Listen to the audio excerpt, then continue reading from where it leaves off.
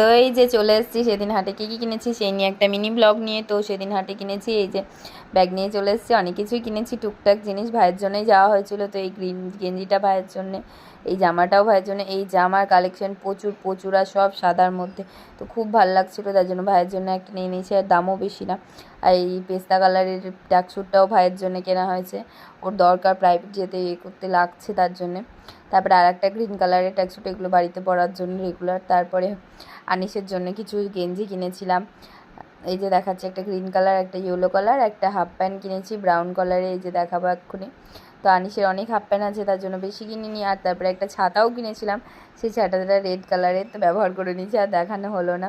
আর এই নাইটিটা কিনেছি আমি আমার জন্যে, এগুলো আমি কিনেছি নাইটিটা, আনিসের জামাগুলো সব আমি কিনেছি, আর ওগুলো মা কিনেছে। তো এই নাইটিটা কেমন লাগছে নাইটিগুলো জানিও, আর জিনিসগুলো ভালো লাগলে লাইক কমেন্ট শেয়ার করে দিও, আর ভিডিওটাকে শেয়ার করো। বা